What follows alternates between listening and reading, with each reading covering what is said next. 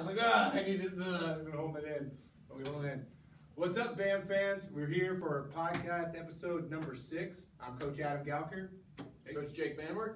Coach Cortez Hague. Cortez, tell them a little bit about yourself. You're the guest of honor today. Yeah, I am. I'm on the hot seat today. I'm the 16U signature head coach. This will be my second year with BAM. Really love the program. Really love these two guys. They're awesome. Yeah, he does. And I'm here on the hot seat today, episode 6. Let's get it, boys. This is a weird time for us to be filming a podcast. Normally it's like Tuesdays at like 5 p.m. and it's a Friday at 11:30 in the morning. I don't have any idea what's going on. So what'd you guys do this morning before all this? Normally I'm like, it's work, gotta go to practice at Perry. And Jake, it looks like you had Taco Bell this morning. I have had Taco Bell. This episode is powered by Taco Bell. 3 Doritos Locos. The cut is over. I'm on to a 4-month bulk. So, yeah, if I'm gone mid podcast, you know where I had to run to. If you mention the BAMCast and Taco Bell, you get 3 free tacos. All the local Taco Bells within the Greenwood area. That's true. Prices and participation may vary. So would you call Taco Bell before noon on a Friday a discipline issue? I think this is a get your life together moment for me. Get your life together moment. Yeah. It's this is my second week of fall break, and I go back Monday, and I have no sense of rhythm. In fact, I came in today and actually texted who was supposed to be working tomorrow on Saturday, mad that they weren't here, and was about to fire somebody because we're supposed to be open, but not on a Friday at 11. Right. But I thought it was Saturday. Right. So that's where my life's at right now. Right. Well, we're talking in this episode kind of a theme of discipline and influence, and I think it's interesting that you come in with that lack of discipline. A lot of influence. Before noon. No discipline. but not the bad kind of influence. We're talking sugar and carbs and everything. But us 3 coaches, young careers as far as coaching is concerned, but a lot of years in baseball. And I think we've seen the greats, the highs, the lows, the bads of, coaches in our lives, how we've acted amongst coaches, who we're coaching against. And like we're talking the other day about like who's influenced us the most. We're talking about discipline, which Jake could start for the day. The Taco Bell. Thank you. You worked out, but I did. So did I, but I had a Quest bar, and that's it. Shout out to Quest, products of the podcast. But I want to talk a lot today about that discipline and influence. Yep. How it's kind of gotten us to where we are so far in baseball, and with the softball groups. I don't know the influences you guys have had, the finding a connection between being young coaches and being involved with youth baseball. There's a lot of things in there that we talked about recently, and when coming into the wintertime, we've got to be able to do a good job of that as coaches. We do a lot of evaluations with BAM and FAM, and that's one of the big pieces that we're implementing this year is that connection and that communication with players. And I feel like we do a pretty good job of it as an organization. But for you guys, what's your biggest influence to want to be coaches? We're in this young, could be spending a lot of our Friday nights and Saturday nights out with our friends, doing a lot of things, but when they're all like, hey, you want to go do something, it's that typical text, can't, I have baseball. And what influences you guys to do that? What influences you guys to keep going? Just to start off, let's get the conversation started there. I think for me, just first and foremost is the obvious love of the game. Just loving baseball in general, loving what it's provided for me throughout my life, loving what it's done for me as a person, as a man, growing into adulthood. Some of my early influences were my dad. My dad coached me when I was younger. He's kind of a jerk. But, he was. Is that where you get it from? No. See, I'm like total opposite. I'm kind of like... He's not. I'm kind of like more chill, laid back. But, my dad was super on me when I was young, which now looking back, I kind of love it. Right? I really appreciate it. In the moment, I was like, I hate it. I don't want to be doing this sometimes. But looking back, I'm like, man, I wish you were harder on me. I wish you would have pushed me even further. But it is what it is. But some of the other influences that I've had that are outside of my dad and being a coach, I've made lifelong relationships with those people. Some are family friends. Others I've brought back to my school for like biggest influence person of that day. And it's like, it's my baseball coach, obviously, because I'm with them all the time and they teach me about life.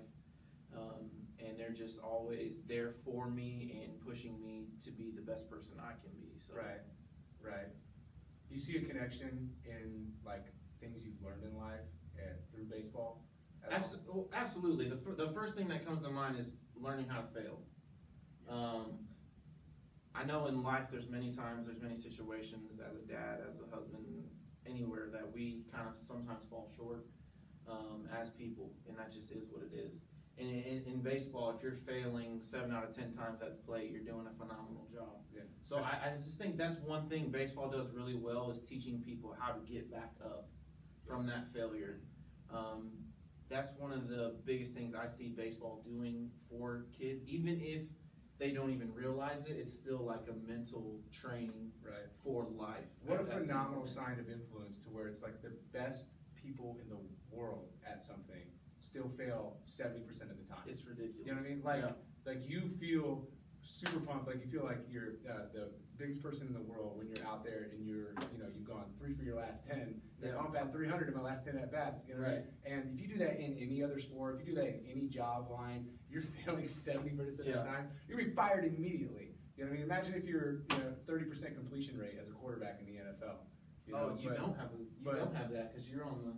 No, you're in the CFL. No, you're in the CFL. You're Johnny Manziel. Right. But he's still making good money. You know what I mean? Avid listener, by the way. Shout out to I Johnny hope Manziel. not. You know what I mean? Right. I hope not. Give me Baker Mayfield all day, but not Johnny Manziel. But yeah, that's a unique thing about baseball is that failure rate, especially at hitting, is just something that can't really translate to any other sport. Maybe like a basketball, where like a 3-point shooting percentage I use is that around there, but like still. That part of baseball, and just realizing how hard it actually is to do that on a consistent basis. I use that as a talking point a lot, especially when working with younger kids. Last year, coaching the 14U team, we were in a fall game and we committed like 3 or 4 errors in the first inning, got down four runs in the first inning of the fall game, and they're all stressed out. I'm like, guys, like, I go out there, just have a conversation with them, talk about, anxiety and strife is a good thing. You find out what you're made of, you know what I mean? And that's what baseball is.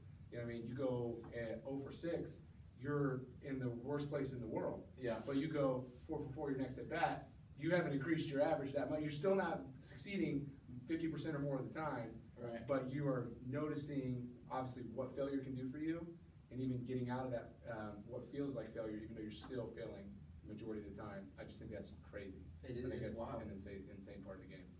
Yes, it absolutely is. I've had a lot of influences, good and bad, when it comes to baseball. And one of the things that sets apart coaches that I've had is discipline. And that doesn't, people hear discipline, they think punishment. They think like it's this bad thing that, if coaches that have too much discipline are not going to be respected or liked. And I don't think it has to be that way. I think if you establish respect early on, especially with a new team, and that goes both ways, then discipline takes care of itself, because players police themselves. And when they take that off your hands, that establishes that ability for you to create the influence. They police themselves in what way? If you create proper routines, pregame routines of what happens at a practice, what the expectations are. For us, they show up, that's jersey tucked in, shake coach's hand before practice, hats on straight, they show up ready to go on time. If they're going to be late, they're the one to communicate that. And if they're not, their teammates are the ones that are saying, hey, fix your hat, tuck your jersey in. And we don't have to do that anymore. Right. And once you reach that point, and you no longer have to worry about the discipline as much, that allows you to focus on the influence. Okay. Right.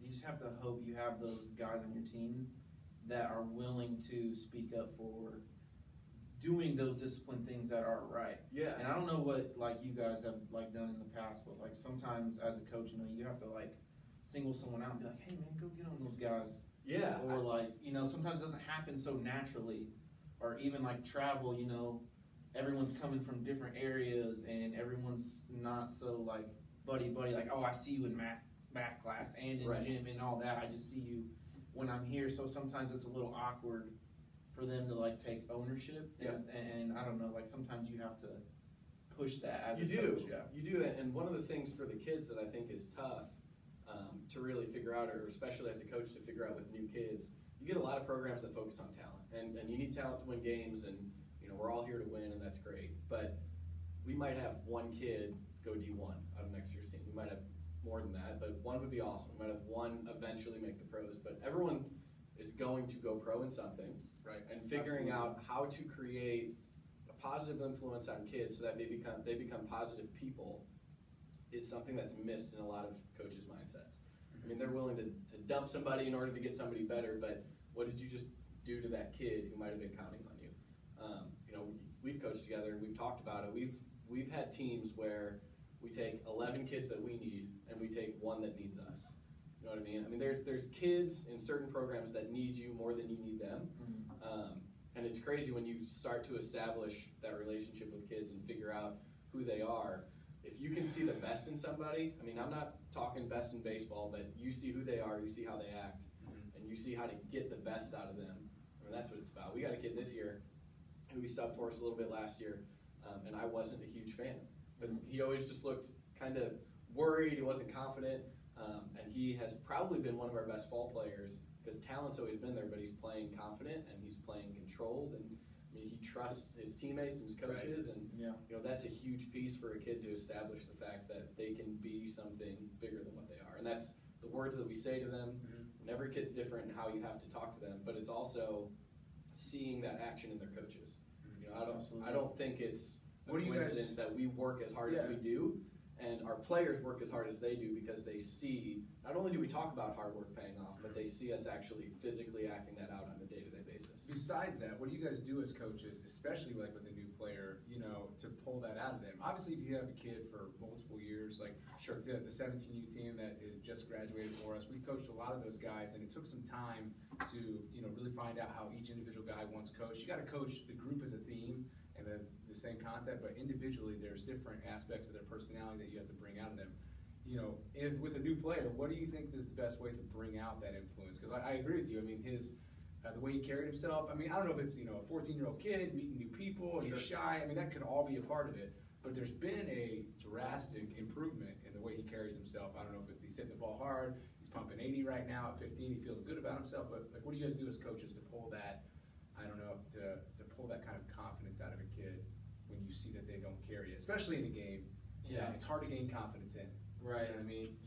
It's so hard to when you fail so much. In a game, I feel like it's difficult as a coach inside of a game because you're worried about a whole bunch of different factors. You're worried about the next 3 innings and all that. But I think just simply asking that player how they would like to be coached, how they would like to be, just how they would like to be coached, honestly. Like that's like sometimes it's just as simple as that. Like that kid knows themselves better than anybody else, better than me, especially with a new player. That's what I'm doing this year. I'm just going to ask. And if it doesn't work, then we'll make adjustments. Right. But I want you to have a voice and a choice inside of your own body, your own team, your coach. I don't want to just be the dictator coach that comes in, no, it's my way or the highway. Actually, no, it's your way. Right? And I'm just the facilitator of your way. Right. I feel like probably 80% of listeners would probably not feel that way. You know what I mean?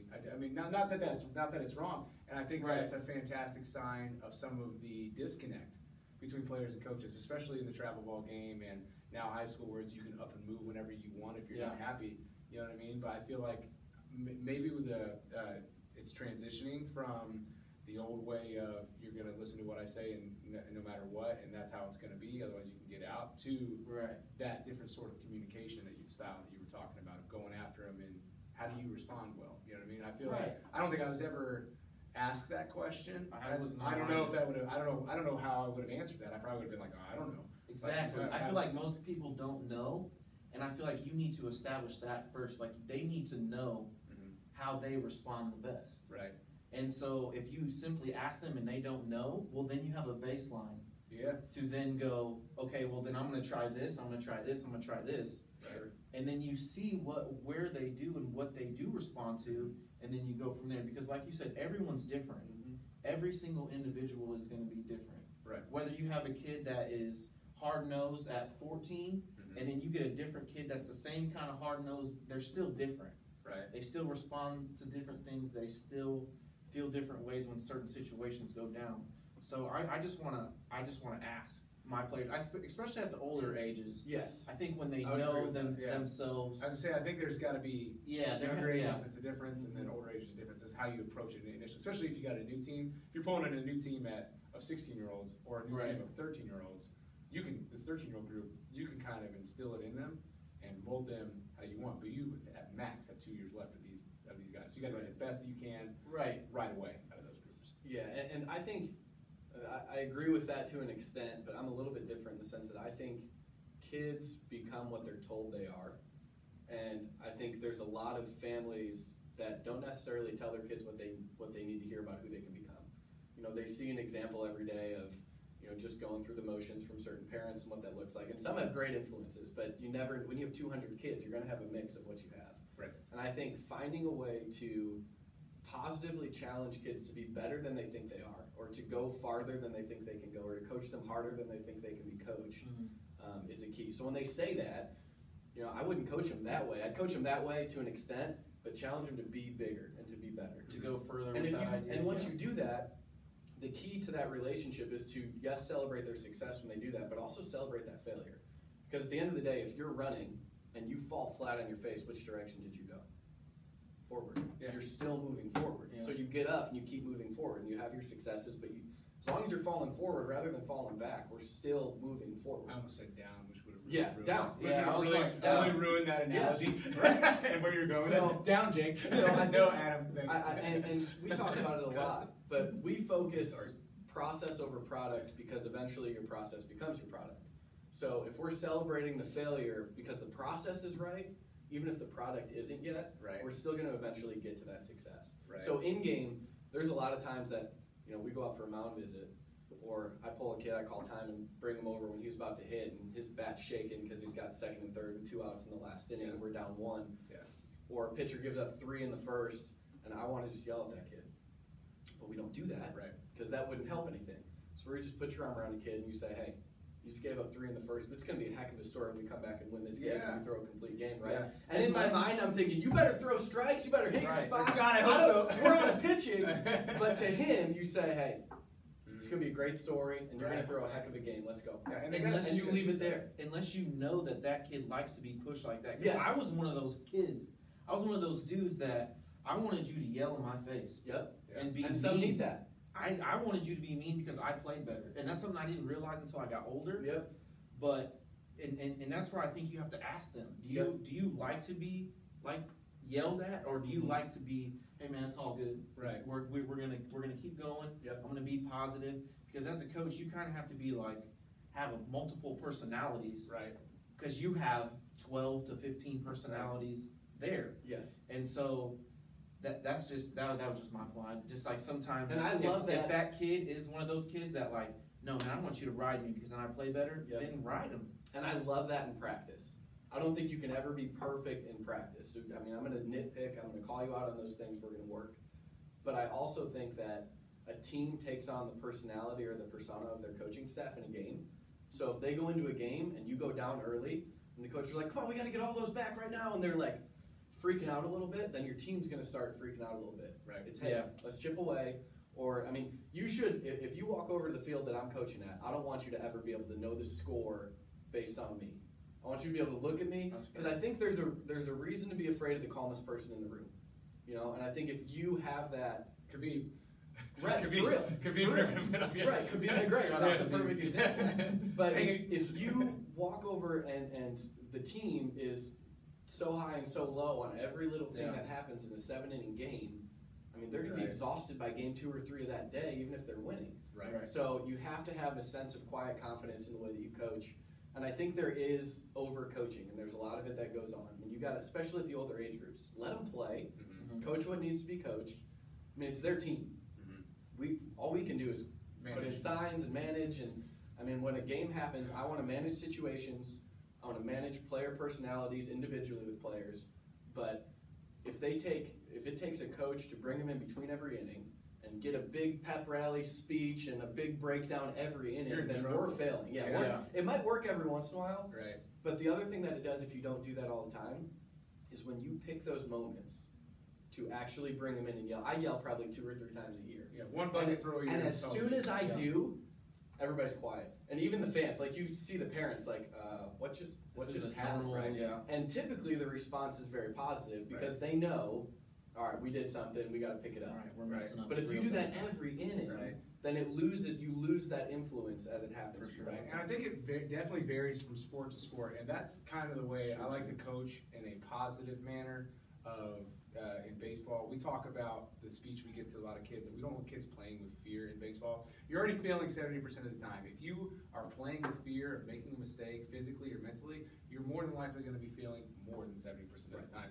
So I feel like most teams I was a part of when I played that had a coach that was tyrannical, that was yelling in between each inning, or just was super overbearing with that kind of stuff, I don't feel like we were as successful, even if we were more talented than other teams I was on, where the coach was more understanding of that this is a process. You know what I mean? If you get on a kid every single time he grounds out, rolls his hands over his shortstop, good luck seeing that progression of getting better. We have a kid on our team for fall right now that had 1 hit, Trey Smith. Shout out Trey Smith. He's struggling at the plate right now, has 1 hit, and it's a grounder that he beat out. But we're working on things, and he could see the process of progressively better swings, progressively better contact. And his last at bat, he smoked the ball to right field. And I was like, Trey, you're 1 or 2 at bats away from going on a tear of 5 for 7 or 8 for 11. And he was on deck when we had our last out of the fall. And I'm like, God, I wish he had 1 more, just to see 1 more of that progress. But if you have a kid that's struggling like that, he already wants to do better. Right. You know what I mean? If you're as a coach, in baseball, in football, maybe it's different. I never coached football. In basketball, maybe it's different. Maybe you got to be hard on those guys. And you see a lot more boisterous, vocal, angry guys. When you think of like the angry, hard-nosed coaches in professional sports or college sports, I don't think of many baseball coaches. No. I think of the Bobby Knights. You know what I mean? I think of the Mike Ditkas in football. But in baseball, I just think you have better discipline as a team and have a better influence as a coach if you're seeing the problems, trying to provide a solution for those problems, as opposed to yelling at a kid that does make that error at second base, in the end. Yeah. He knows he made the error. So what is screaming at him and not providing a solution to the problem do for him in the long run? And I think that's why I coach the way I do.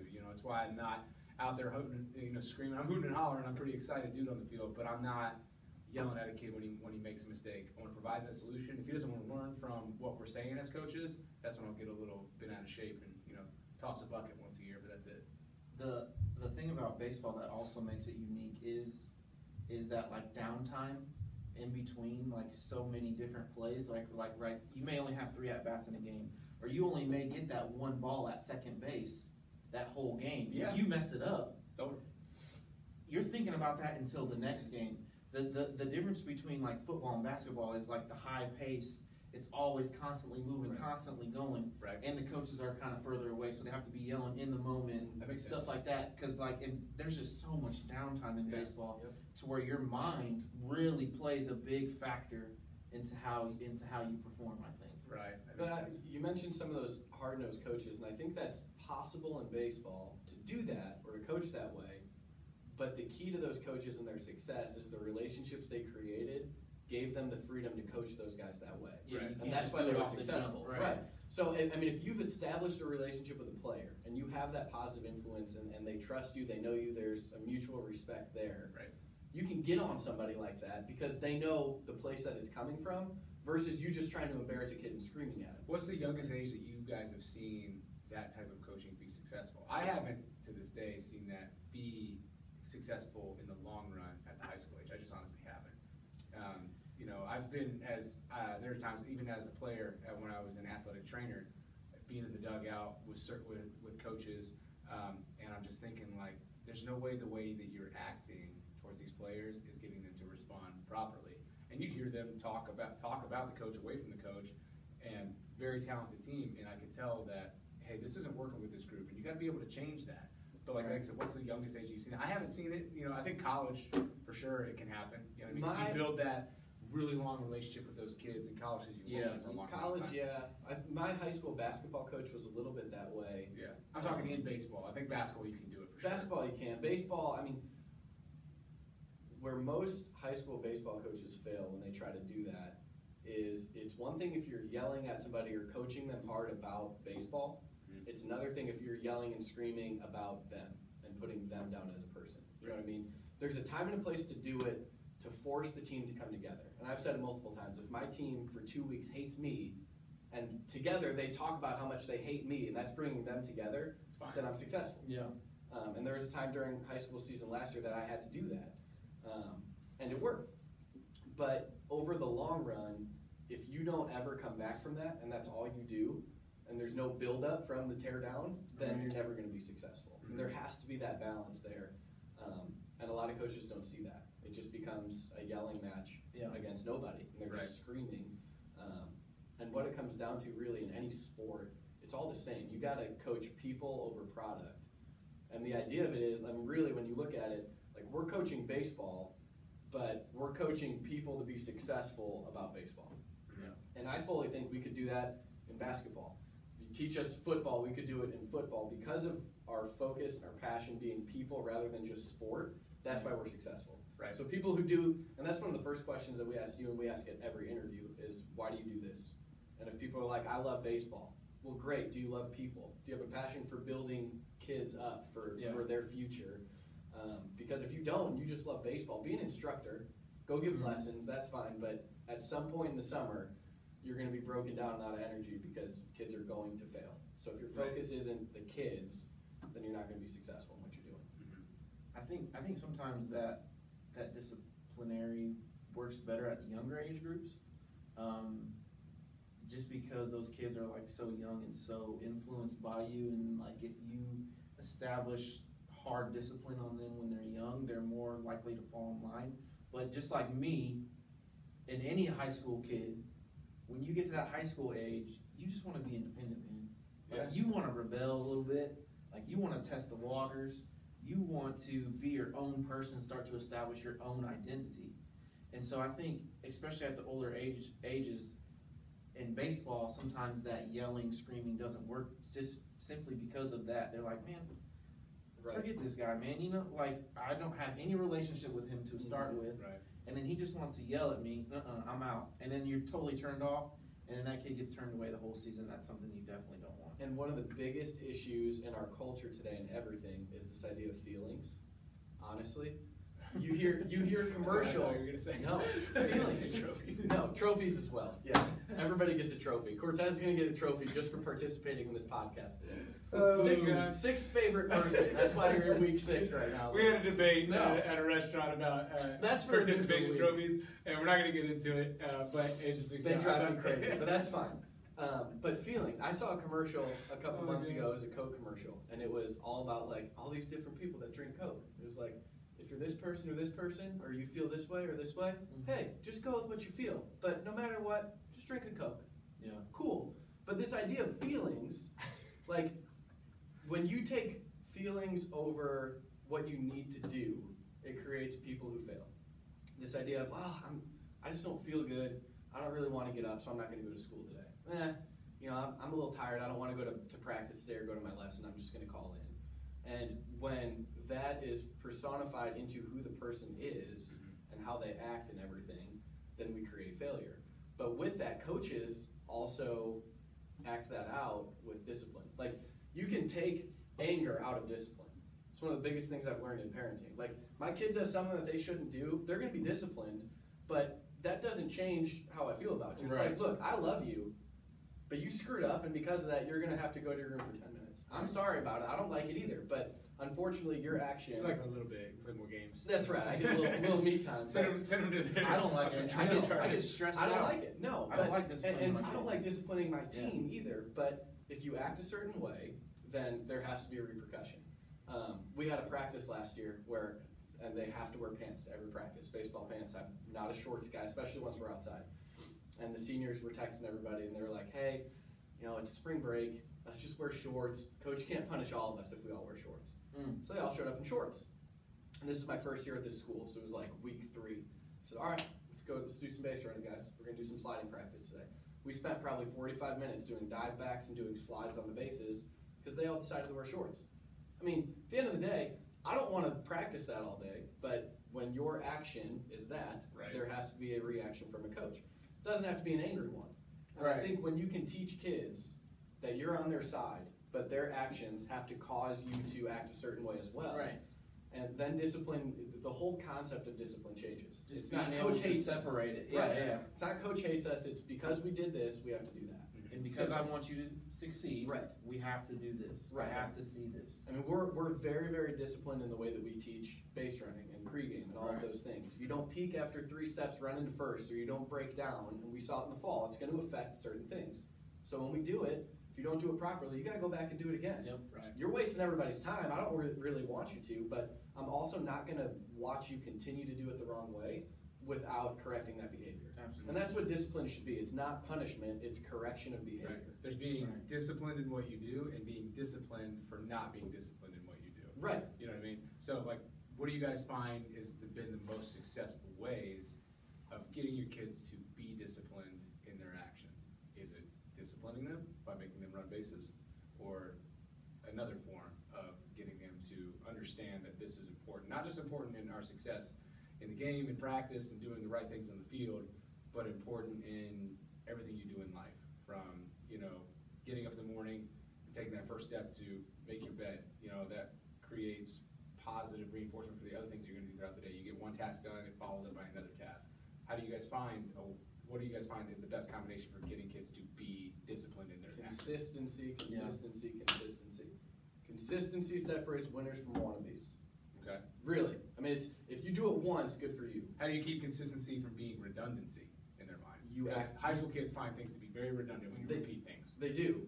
But once it's a habit, then you're no longer thinking about it. It's the same thing with our mental training. Our goal is to transition thought process of our physical play from conscious mind to subconscious.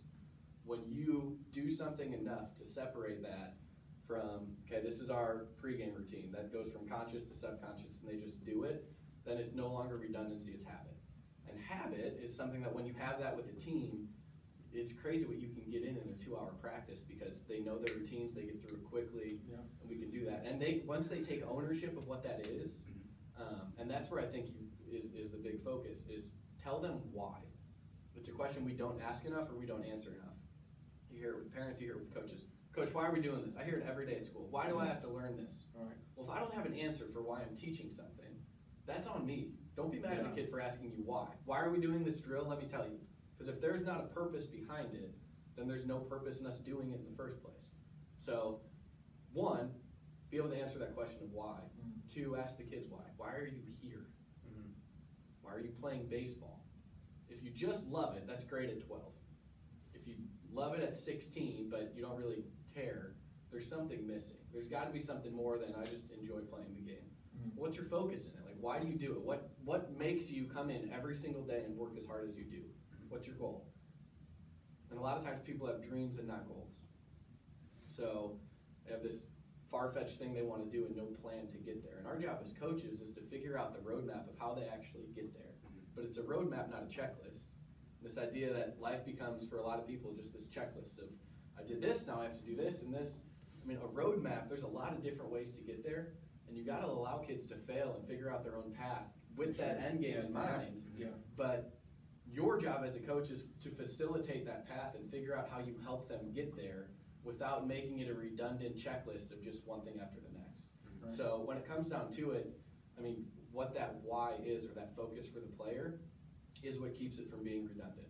If you want to get here, Right. you have to do these things. Right. And then when there's that focus behind it of why, then it's not just, well, just another day of having to do this again. This is stupid and pointless. Do you guys expect different things as far as that why you're talking about? Absolutely. Between a high school player as a coach and a travel ball player as a coach? Do you have a different expectation as far as those disciplines and getting them there? I think every individual has a different why. Yeah. You know? I mean, it could be that they want to be the first one in their family to go to college or play a sport in college. It could be that they want to follow the legacy that's left behind from somebody else. I mean, there's a million different reasons. I mean, heck, I wear number 20, and the whole reason that I started wearing number 20, when I was in high school, my neighbor was 3 years older than me. He was a starting point guard. He was a senior. I was a freshman. And he graduated, came over and knocked on my door and said, hey, next year when you play varsity as a sophomore, I want you to carry on the legacy and wear number 20. And my number's always been 20 since then. And it's just been that legacy of literally a neighbor that I just grew up playing with. Yeah. Just that one instance had the greatest impact on me. And because of that, I would put on that jersey, and the kid was one of the hardest workers I ever saw in high school. Yeah. And I would wear that, and I didn't want to let that down, so I became one of the hardest workers because that's the legacy he left. Mm-hmm. But not everybody's that way. Right. So you got to figure out each person's why, and once you know that, that allows you to coach them in a way to build that up and help get them there. Yep. What are you guys' biggest influences as far as baseball is concerned, as far as how you've gotten to where you're at? Because I think that's a big part of why people do baseball. Yeah. I mean, when you fail so much, there's got to be something influencing you to keep going. You know what I mean? Like, so what has influenced you guys to keep going in this grueling sport of consistent failure, no matter how good you are? You know something? I don't know. I have to think about it a little bit. I think more. Like what really keeps me going? In everything that I do, I love and hate the idea of people doubting me. Right. And I think you can get a lot of kids behind that idea that when most people will doubt you and say bad things about you because they don't have any idea about their own potential, so they take that out on somebody else and what they say and what they do. Absolutely.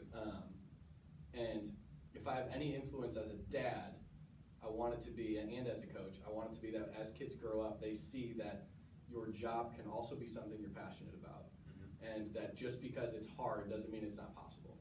Right. So for me, forget record, forget all of that. If kids grow up seeing that and seeing that, yeah, it's going to be hard work, but if you love what you do and you are making a positive impact on people's lives, that's what life is. I don't get to keep my record with me when I die. Right. So when I'm done coaching and when BAM is passed on to other people, the only thing left behind is the influence that we had on kids. Right. And then what they come back and do. Right. The coolest moment is this year we had 2 17-Us graduate that asked if they could help coach our 10U team. So I mean, that's legacy. That's an influence that, I didn't even know I was having until they wanted to still be a part of the program. Right.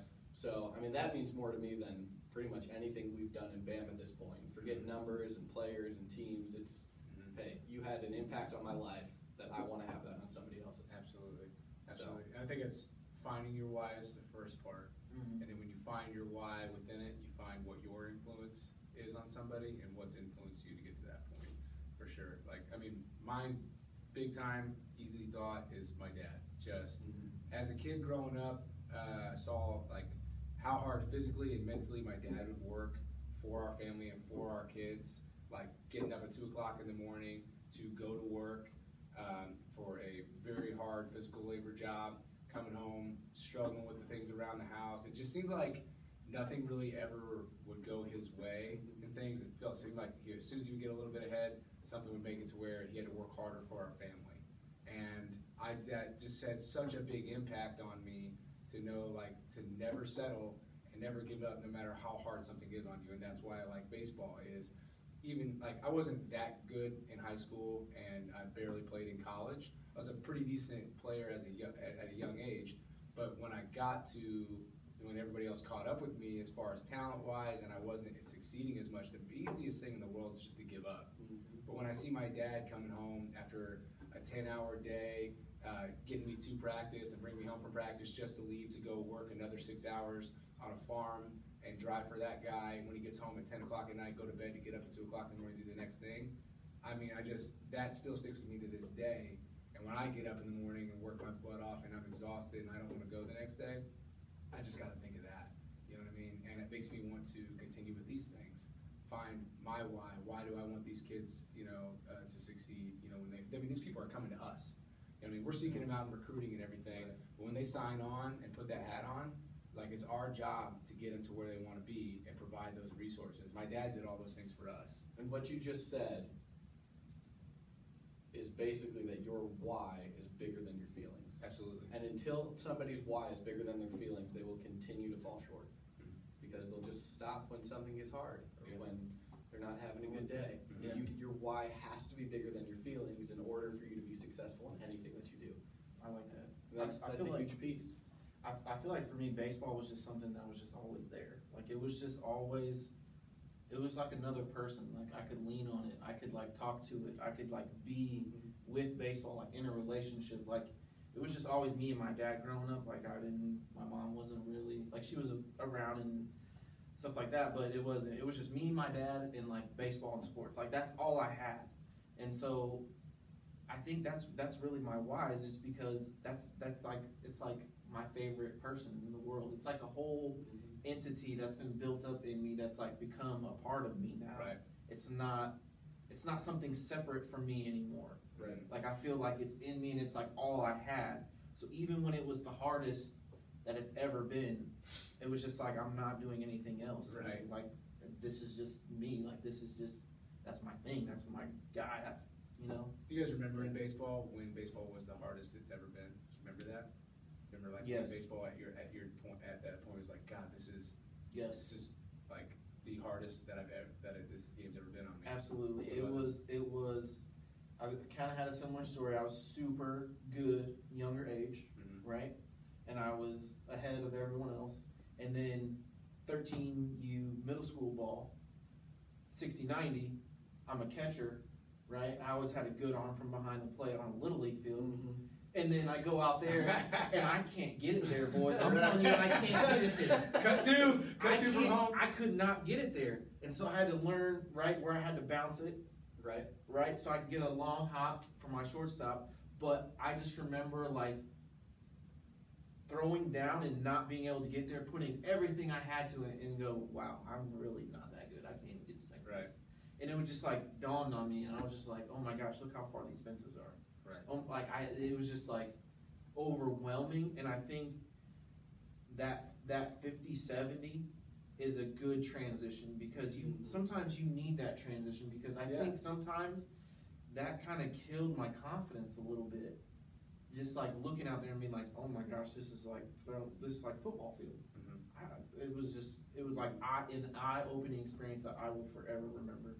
And that, like, in the moment, the coaches were like, man, come on, get it there, blah, blah, blah. And I'm just like, dude, I can't. I just can't. Move the bag closer. I'm 12 years old right now. Dude, I don't know what to do. Like, right. And it was really tough. And in that moment, I really gained an appreciation for the professionals, the college guys, and my local high school team. Those guys, because I was always that kid that went to every game. Because like I said, it was just me and my dad. My dad took me to every high school football game. And this is something I look back and I'm like, man, my dad was really awesome. He didn't have to do that. Right? He took me to every high school football game, high school baseball games, basketball games. Like, he took me everywhere. And just once I had that realization of, wow, I need to work and get a lot stronger to continue to do what I love, I gained such a greater appreciation for the sport after that. One of the things you just touched on, which is kind of cool, and you don't necessarily realize it when you're in high school, and I try to tell our high school players and our older kids this a lot, but when you're a high school player, you're a god. You are a god to those 8 to 10U, 8 to 11U players. You're a god. I mean, people look at these boards and they ask me all the time, who is Reedy? Who is Barber? Who are these guys? Because they look at those and they're like, I want to be that. Right. So when you can convince a kid that the legacy they're leaving is actually playing a role and having an impact on kids that are younger than them, then they start to take ownership of their actions. And it's kind of cool to see that shift in mentality. And that's one of the reasons we have these, is just so kids can see the influence, and also they can have a goal of something to shoot for, which is kind of unique and pretty neat. I feel like it's something you don't realize when you're in that high school age. Don't. You're just so caught up in your own life, in your own world, that you forget what it's like to be 9 and 10 and go watch a high school game and look at these guys and be like, oh my God, these guys are the greatest. High schoolers, I remember how big middle schoolers looked to me as like a 4th grader. I was like, these people are huge. I remember like shooting hoops and playing wiffle ball and like not pretending to be professional guys, like pretending to be the star players of my high school. Yes. I was going to be like James Banks from Ben Davis. Shout out to James Banks. Where are you at now, man? Where are you at? Come coach for us. It's pretty cool. James Banks was the man. Right. Isaiah Lewis, another Ben Davis guy, was the man. Yeah. Like, those dudes were like Mikey Rodriguez, my guy. Isn't that crazy? Like, I still remember all those guys because I looked up to them so much because they were just so good and they were where I wanted to be. Yeah. But sometimes when you're in high school, you still feel young, but yet you're trying to become old at the same time. You're like in a really weird stage. to where like you need to realize that kind of influence you have, and then sometimes I feel like in a high school it'd be good to bring some of those younger kids out in that community, Right. and like really just have them sit there and watch for those high school kids too, to be like, man, I remember being 9 and 10, looking at these guys like, wow, and now I'm in that position. What do I need to do to carry to 5-10 years later have those guys mention me in that same light? Right. It's funny because there was the big thing last year when LeBron started talking politics, and who was it? Somebody told him to Just dribble, Shut up and dribble. Shut up and dribble. Shut up and dribble. Yep. And just talking now and the way that we coach is very much on LeBron's corner of like, we want to coach kids to be good people. Right. And like that spans far beyond baseball. So we're not just going to shut up and swing and shut up and field. Like, we're going to challenge them to be better in general. Right. And in the process, they're going to get better at baseball. But as they're thinking that they're learning about a 6-tool approach and about fielding X amount of ground balls and doing X amount of reps on X on sports, what we're really doing is teaching them to be disciplined, and teaching them to grow, and teaching them to be hard workers. And then it takes a lot of reps to get to where you want to be, because like you mentioned earlier, everyone's going to be a professional at something. Right. Everyone is going to be, and that's what I tried to tell my kids last year. Is like, yeah, I'm trying to make you good at baseball, but ultimately I'm trying to make you good at life. That's the number one goal, and in order to do that, you need to do X, Y, Z. Right. And I think that's just so huge to have that in your forefront. As long as you keep that in your forefront, you're doing something right. And you touched on it earlier. I think the best way to make sure kids stay disciplined and stay productive in the things that they do is to show them that as coaches. To show them that, I mean, like, I love the concept of us being able to be physically capable of going out and showing a kid how to do something that we're asking them to do, as opposed to just telling them, hey, this is what you need to do. I'm like, okay, well then show me. You know what I mean?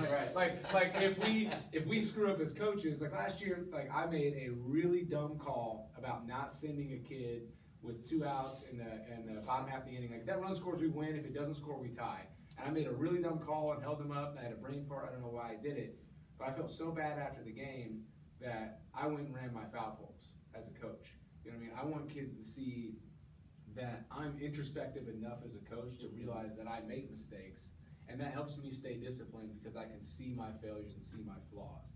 I think that's, in my opinion, one of the best ways to show a kid the importance of discipline and instill that in them, is to show them like, hey, I am not perfect either. Right. And I had a lot of coaches that I don't think I ever heard them admit a mistake, even though we all as a group as players knew like, oh, that's not the right call there. Coach messed but up. we didn't execute, so it was on us. You know what I mean? Like, you know, you have to be able to willing to say those things. There's as a coach. power, You know what I mean? I think there's power behind that. Definitely. You know what I mean? Like, it's that difference between that dictatorship and, you know, working together as a team. And you got to be the leader as a team, but you have to find a way to connect with those guys and realize that you're in it with them too.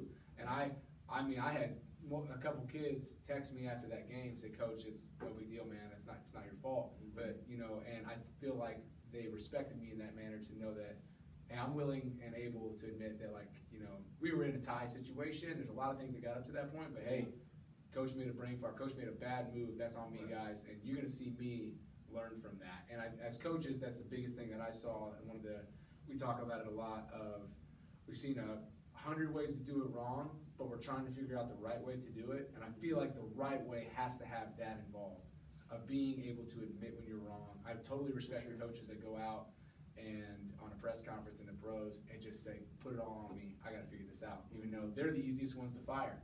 You know what I mean? As ownership to get rid of. But those guys, I respect those guys a lot. Yeah, there's power in ownership, and especially with this idea of toughness in our culture, having to be like this, don't show emotion and don't take ownership, like I'm a big and tough guy, right? Which is totally off base. Being able to show, especially like young men, that it's okay to say you're sorry and that you screwed up. Yeah. That's going to help them in everything that they do. I mean, heck, absolutely. Relationships as they get older, like, honestly, that's one of the hardest things for people to do, and a big reason that a lot of relationships and marriages fail is the inability to admit when you do something wrong. And if we can teach them that through baseball, then we're successful. Or in their future job. They're going to mess up in their future job at some point. And for them to go to their boss or higher up and say, hey man, I did this and I messed up. Right. But look, I'm totally learned from it. I'm Yes. introspective about it. It's not going to happen again. Yep. Right. You're going to get so much more positive reaction than saying, I don't know what happened. It's not on me. Yeah. This guy. It's on that guy. And that's one of the first things that we, I think, as a program, do a very good job of is if we get on a group of people that are doing something and one of them like points or says no, but this, it's like no. Yeah. That's not how this don't works. rat anybody out. You take ownership for what you did, and we move on. That's Right. it. Right.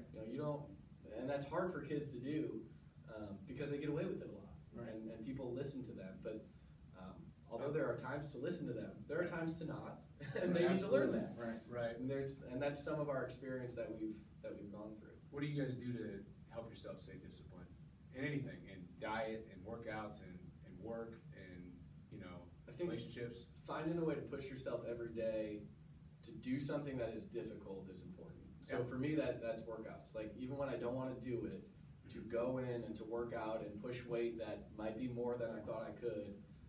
Ultimately, what I want to do is show myself daily that I can be successful when things are hard. And that way, when something real happens and it's tough, I've proven to myself over and over, you know what, this is tough, but I mean, tomorrow will come. We will get past this. There's another day that's coming, and I just got pushed through. Right. So I think that's one of the biggest things for successful people in general. Right. And to realize that you never know it all.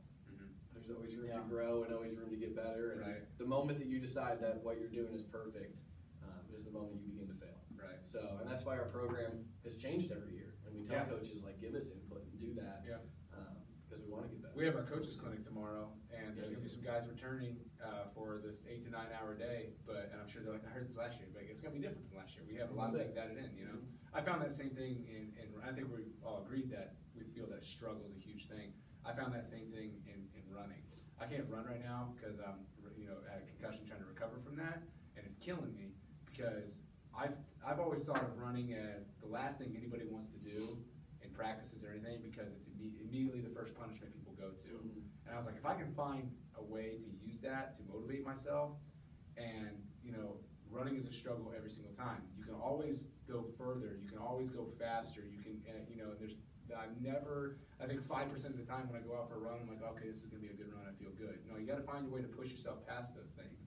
And it's the most reflective thing I do. I find myself figuring out the lack of disciplines I have in other things when I'm out there running and thinking about those things. So struggle is, like you said, I'm with you there. And you clearly lift, I clearly run. You know what I mean? Like there's a big difference, but I do neither. I clearly eat. That's what I do. There's a lot of struggle in that. There is. You're disciplined in your bankroll skills and your poker. You know what I mean? I am, and that's something that's taken a long time. I tell you what, I've gone broke a handful of times to where I feel like I was at rock bottom. But if it's something you love, you just keep working through it, man. You just keep struggling to make it. Absolutely. And I'm still struggling every day. Just every day. Like I texted you the other day, man. Win the day. Right. Wake up and win the day. Yeah. Sometimes that's what you just need to tell yourself. Win this next 24 hours, man. And just keep going. Put those little battles in front of you and find a way to beat them. You know what I mean? I think one of the best ways to do that is to lean on somebody for that. You know what I mean? Like, there's plenty of times I've texted you about like, I don't want to go do this today. I don't want to go work out. And you're like, shut up, dude, go do it. Like, you know what I mean? Like I like when I see my friends posting about their successes and posting about the things that they're doing to grind that day. Because laziness is contagious. You know what I mean? I've had a lot of friends that just want to sit around and do nothing, and I don't really talk to those people anymore because I know that it's contagious for me. It's like it's super easy just to not be motivated and not to go do the things I need to do for my family. Like baseball is fun, but there's an end game in this. I want to set my family up for the things they want to do to work on the things that they're passionate about as well. But so I think finding a struggle, work your way through it, win that day, and by God, lean on each other. I think it's a great thing to push towards teammates. You know what I mean? We talk about, in between innings or before a game, I always tell guys, there's 3 things I want you to do. It's, celebrates everybody's successes, and probably the more important one out of the 3 that I talk about is pick each other up after failure. I don't want a guy to be alone on an island when he makes that error. Let everybody know you can lean on me. When you have that struggle and you have those downfalls, and I think it helps each other stay disciplined and motivated. I think so too. And as simple as it is, one of the things I actually sent it to my wife the other day. It's kind of funny, and we have a strong faith background and are very grounded there. So I will just text her because she struggles sometimes with self-doubt, and she'll send me something about something she wants to accomplish and can't, and I just reply with "said the devil," or you can just reply with "said the doubters," because people always like talk down about themselves, like, man, I really want to do this, but I can't because of this. Just text back "said the doubters." Like, okay, you're right. Right. You're right. Maybe I should push through that a little bit. Right. I think just having people and surrounding yourselves with people that will build you up to do that, Absolutely. and not say, yeah, you're right, I don't want to either. Like, no, let's go. Let's get it done, because you always feel better about it after. Yeah. When you actually push yourself through. And I feel like everyone's own like worst critic is themselves. Yeah. And like there's so many times in your life where like your thoughts are just so repetitive and just so negative that like you need those people in your life to be like, no, like F that, like come on, like let's go, like I'm gonna push you, like because I'm here struggling too. Right. And sometimes you gotta fake it till you make it. Right. And you become a product of what you think. And if you have that good team, that good chemistry, where everyone wants each other's success equally or more than their own, that's when you struck gold. And I've had that time in my high school playing time where like we didn't really even care about wins and losses. We did, but that wasn't like at our forefront. It was just about having each other's backs and making sure that no one else outside of us messed with us. Right. And it was just like one of the best feelings I've ever had playing on a team. Right. Because everyone just had each other's back. No one got on each other. Everyone, after errors or bad things that we did, we just all picked each other up, and it was great. And we weren't the best team. Exactly. I think that's a big thing. That's a huge theme in a lot of things in life is that people are sometimes their happiest when they're working together with a group in the midst of failure or in the midst of something bad that's happened. Right. You know what I mean? Like, I mean, some of the biggest tragedies that we've had in America, like, you know, think about 9/11 and how close everybody was immediately after that. Yeah. I mean, it's a horrible thing to have happen, but the results of the way everybody worked together after that struggle, after that strife, and after just the horrible things that happened, I think there's something to be said about that. Like the bad things that happen in the game as a team, find ways to respond together about that. Right. Don't wait for another guy to be the person to start it. You start the Don't trend put yourself. it all on one person. Yes. Don't just put it on the pitcher. Right. Or don't just put it on that one at bat. Like it needs to be a collective thing. Yes. And what it comes down to in those moments after tragedies is the main thing becomes the main thing again. And it's easy in life to just get caught up in all of these little things that happen and everything that surrounds you and all the noise, where we just got to put on blinders and keep the main thing the main thing. So, which for everybody should be their why, you know, I mean, and it's not for a lot of people, because I would say for parents, if you ask your kid what your why is, most of them don't know, because we don't ask the question enough. Right. John Wooden said it best when, you're talking about your team, and you weren't necessarily the best team, but he had some great teams, but this idea of his definition of success being the self-satisfaction and knowing that you did your best to become the best that you were capable of becoming. That is not go undefeated. You know, there's a difference there, and sometimes you have to sit down with your team and say, hey, this is where we're at talent-wise. What should our goals be? And how do we get there? And that's going to be different based on talent and team. But setting realistic, attainable, but stretch goals of something that would be tough for you, I think, is a huge piece. And most teams don't have goals when you go into the season. It's just, we want to win 9 tournaments. We're in 10. If you do that, you're in the wrong tournaments. Right. So that's an issue. I like what we do as well with that, setting the goals before the season, is we don't just walk in as coaches, like this is what we're going to do this year, and this is how we're going to get there. I like to ask the players, like, what do you think is a realistic thing? I mean, and not even what necessarily is realistic. What do you think is above realistic that you want to go out and try to reach? I don't think there's anything wrong with striving for what you want. I know a lot of people that probably can't run a 5K, but talk about how they're going to go run. I'm going to go run a marathon next year. Okay, I'm not going to go tell them like you need to start as small and work your way big. No, go run a marathon next year. Everything else before that will come. You know, so I like that as coaches, we ask them of players as opposed to assigning them things to reach. Yeah, you absolutely. What do you want to reach? You absolutely have to, because if you go in there and you say, okay, these are our goals for the season. No, they're not really. That's your goal, coach. Yeah, those are your guys' goals. Yeah. And so now we're just kind of in this relationship where I have to do what you say to please your goals. when you kick it to them and say, well, what are your guys' goals? What do you guys want to accomplish? What do we want to accomplish as a group? Then everyone pushes their chips in the middle. I'm all in.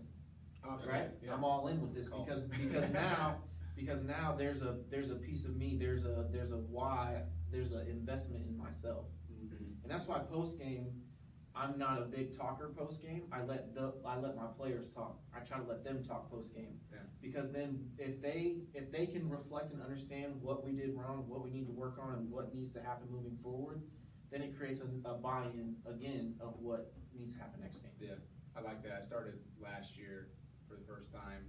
One thing I wanted to implement was getting the kids to talk after the game. I just started the conversation off, and I'm like, anybody got anything? And it took about 3 tournaments, and I was finally like, this is no longer a hypothetical question. Does anybody have anything? Like, I know you guys think things. Tell me. Yeah. Tell me if you think I'm an idiot. Let me know. Let's work on this together. Otherwise, we'll just keep down the same path that we're going on right now. And it's tough for younger age groups, I think. But I think that's where it starts. If you just all of a sudden start expecting that out of a 17-year-old kid, they're behind the 8 ball. When we talk about these kids are going to go for interviews at some point. We have player reviews, mid-season, and we start those off by, hey, what do you think so far? Like, we're going to tell you what we think, and I know you want to know because we're going to be the ones setting the lineup. What do you think so far? What do you think of how the winter's gone so far? Where do you want to be when the season comes? What do you want out of baseball? And what do you think of us? Tell us the truth. We're not going to make you go run if you think we suck. You know what I mean? Right. So my question then with the idea of discipline and influence is, when as a coach do you feel like you've made your mark, or do you feel like you've been successful with a team or with a specific player? Like, what's that benchmark? What does that look like? What do you mean exactly? Like when do you go home and you think, wow, like I've been successful? Right. I think the times I've felt that the most, it's not necessarily when that kid that's been working on his swing gets that double or anything like that. It's the player takes it upon himself to come up to you in whatever you're working on and saying, I get it. Like, I see that. Like, I see the process. Not like the end results finally got here and we can all recognize success. It's when they recognize that process of getting to that success, because it's very easy to give up when things aren't going your way, and no matter, you're hearing all these outside perspectives, you're hearing it from the coach in the dugout, outside the dugout from the coach, from mom and dad on the car ride home, I think you need to do this, and then your instructor's telling you this other thing, and you're hearing all these different things. But when you, like I said, when I talked to Trey after his at-bats, like, he's not frustrated that he can continue to get out this ball. He seems excited that he sees the progression of the progress. He's seeing the process happening, and he sees the light at the end of the tunnel from that. I think that's when I feel most successful as a coach, not after the wins and losses. It's because everything in life that you have to achieve has that process that you have to work towards. And if kids aren't afraid of, they're afraid of failing, and they're sometimes afraid of the success, because everything you have to have before that process is a fearful, gruesome, hard thing. Because it's not all, cherries and roses to get there. It's so much struggle. And I think when a kid recognizes that he's in the middle of that process and wants to keep working, that's when I feel my most successful. That's why I felt this fall when I saw that in Trey. Trey, we put Trey in the 10 hole. A lot of kids think, oh, I'm in the 10 hole, I'm sucking. You know what I mean? But we're like, hey, just because you're in the 10 hole doesn't mean anything. No matter where you're batting in the lineup, you have somebody batting before you and somebody batting after you. We as coaches see it as a purpose. The 10 hole right here for you is there's a purpose. Right. And he got that. And it's our first tournament coaching with Trey. He got that. That's when I feel my most successful. They recognize process, and they recognize the why in that process. I like that. I think for every team, it's going to be different. Sure. Right? You got to establish a baseline of kind of what your team needs and kind of what it looks like and what needs to happen moving forward. But what I try to do and what I love is try to get kids to live in the moment. And that's kind of how I gauge success, is when everything is pushed out of the way and you can just live in baseball and live with each other and live with your teammates and have each other's backs and just realize that I am a piece of this world and I am right here, right now, and these are the guys that I'm going to be playing with that I will hopefully remember forever Right. And just have them like realize how much time that they really have to do and play this game. It's not very long at all. And I feel like that's some of the hardest things to do as a coach and even as a person, is to just be in the moment and to appreciate the moment for what it is. And I feel like that's how I want to gauge success, is getting those individuals to not think about 3 years from now. Yeah. Just think about right now, man. Just think about where you're at right now with your boys right now and have fun. I like that. I think mine's pretty similar to that, in this idea of, I like when they start to understand it, for sure. I think that's really cool. But I think when they are unknowingly lifting each other up and making each other better, and you as a coach can just take a step back and see that whole level of play and level of respect for each other and just level of discipline and all of that rise together, I think is a really, really unique thing. And who was it? It was Timo. That's a life skill. Timo Cruz. Shout out Timo Cruz, avid listener. Coach Carter movie. And it was actually a Nelson Mandela quote that they stole for Timo Cruz's big speech, but one of the best quotes of all time. And Timo did it best. But he stood up and when they had that little thing, and Coach Carter had asked him all movie, like, why are you here? What's your purpose? And he finally stood up and he said, our deepest fear is not that we are inadequate. Our deepest fear is that we are powerful beyond measure. It is our light, not our darkness, that most frightens us. Your playing small does not serve the world. There is nothing enlightened about shrinking so that other people won't feel insecure around you. We are all meant to shine as children do. And as you allow your own light to shine, you unconsciously give others permission to do the same. And I think when players start to act that out unknowingly, then you can sit back as a coach and know that you've had an impact and you've been successful. Because that's the coolest one. Because you're teaching life skills. You're teaching things that are going to translate when you're 20, 30, 40, 50, and 60, 70, and moving forward. Yeah. Like, those are just skills that we're establishing at younger ages through a game that just translate for life. And I think that's just the most beautiful thing. I agree. As silly as it is, last year we lost our last game of the season at Notre Dame, and we finished. We had this same group for a while, and one of the most impactful moments of the season, after we took pictures and had our last talk, and everybody was pretty emotional, but all the kids after that came back and they said, hey, do you mind if we all just stay tonight anyways? Like, we don't go home, we just all stay. And it was so cool to see that impact of those kids still wanting to just give us one more night. Right. Just one more night to be together, to just enjoy each other's company. Right. There was and the families were all willing to. That was a pretty unique thing. I wish we would have been playing, but for them to just say, hey, playing or not, let's give this one last ride. I had a similar moment last season where we went to E-Town, and our first 3 games we lost. Right, we just got waxed. Okay, We're going to have to talk about your head coaching. you know,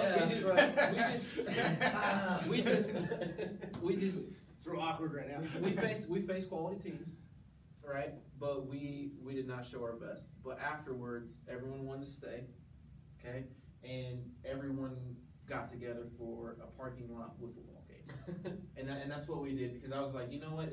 No one had fun this weekend. We got waxed. Yeah. And so we just need to have fun and be in the moment and just be with each other. So we found an empty parking lot, went to the local Walmart, got our wiffle ball in our bat. Some parents shined their lights out on the. That's so cool. On the parking lot, and we just played for a couple hours, man.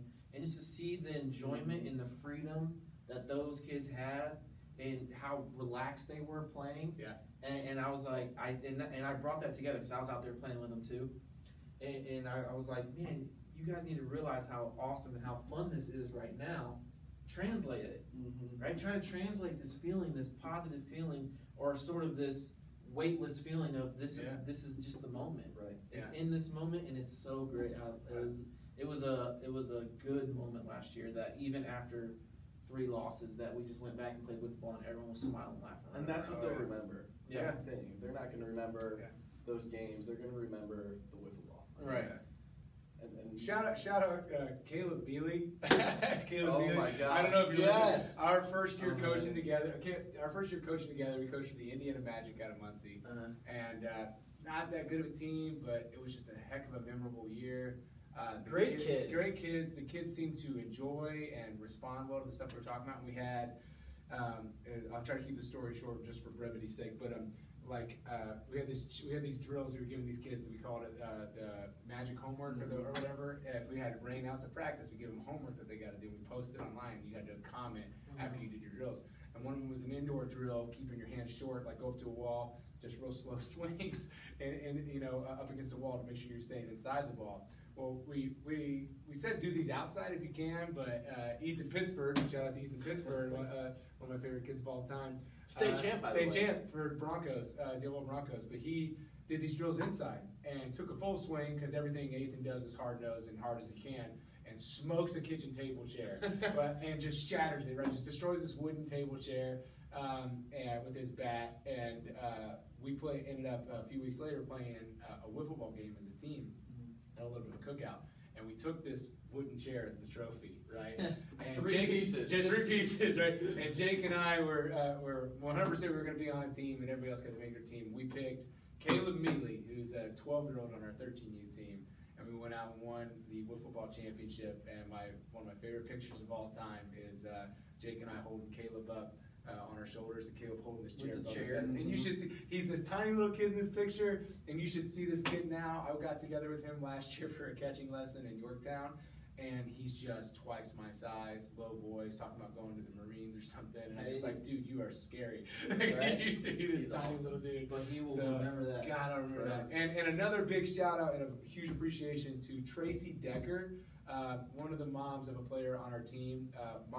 She takes these amazing pictures. She does. When she's out at our tournaments, and it's so rewarding when she captures the biggest smiles on these kids' faces. Like, we had a tough weekend. We went 1-2, played some really good teams. Yeah. You know what I mean? Had some struggles, but she found these moments these kids, in these smiles that, like, I don't see those kids smile like that unless it's in the midst of something successful in baseball that they've done.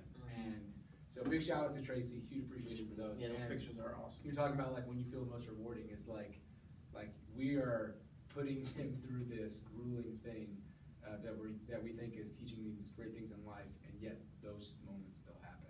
I love that. That's my favorite thing. I love that.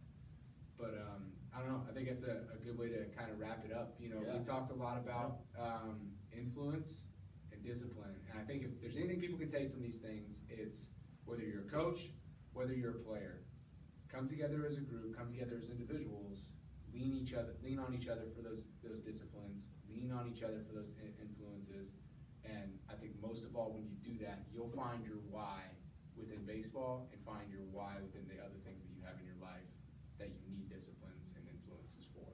Yeah. I think that's a big thing. Yeah, and I would add one thing, and it's just a challenge to parents to allow your kids to struggle through that, rather than give them an out every time. I think kids can grow a lot from going through that and having those struggles and really having to figure out how to fight through that in battle. And there isn't always an out. Yeah. There's not going to be in life, and it's not always going to be fair. And to use that as a way to build that relationship between player and parent, rather than come together and be mad about a coach or mad about somebody playing over you, whatever that is, I think is a great opportunity for life lessons that is oftentimes overlooked and missed in travel sports. So absolutely, that would be my challenge. Yeah. Nothing. I just love this organization. I love that we can just sit down and have conversations like this, and we're just all open and just transparent with each other, because we all make each other better. We're all young, and we're just going to continue to grow as people, as men, and continue to grow these men. For sure, man. Shout out to Ed Harney. By the way, you're a great assistant. 2 Ds. Ed with 2 Ds. So, Cortez, appreciate you being here. Yeah. Cortez is going to sign the signature chair once we cut this off, but we'll post it on our Facebook, Instagram, and YouTube channel, Baseball Academics / Fastpitch Academics Midwest. I don't know if I can sign the chair, because how my agent works. It's weird, so I have to call him. We're not going to sell it. Don't worry about it. Okay, well, you might once you see the price. Anyway, thanks for tuning in, guys. We'll see you next week. Appreciate it. See you.